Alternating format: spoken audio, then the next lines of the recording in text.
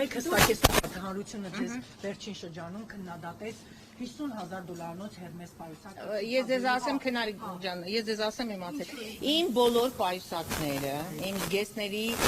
99% եւ ավելին ձեռքաբերված Հայաստանի Հանրապետությունից Երևան քաղաքից տվյալ պայուսակը, որը ասում են, որ կոկորդիլոսի կաշի է, ինչքան գիտեմ ուրախ ավտոբուսում կա կոկորդիլոսի մասնագետ։ Ես իրան ասեմ, որ ձեռքաբերվել այդ կոկորդիլոսագետներով կարող են հավաքվել ուրեմն Մաշտոցի պողոտայի սկզբից մինչև Մատերադարանի վերջը այդպիսի պայուսակներ գոյություն ունեն, դա նման է Hermes պայուսակին, ինքը Hermes-ի ոչ մի ֆինանսական,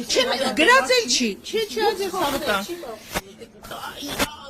Hermes-էլ չի գրածորեն, ինքը ձեռով նման է Hermes-ի, հաստատ կոկորդիլոսի չի, Երևան քաղաքից է ձեռքբերվել, ֆինանսական, գեղարվեստական, անտիկ, որևէ նշանակություն չունի։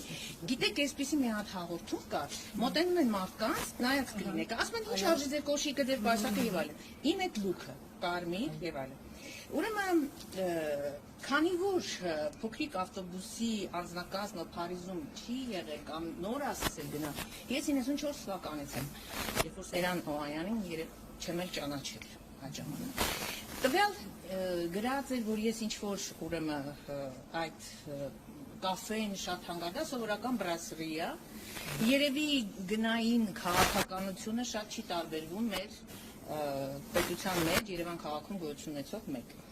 Այնտեղ շարֆ էր գցած իմ վզին, որը 27 եվրո արժի, պրոմոդ է։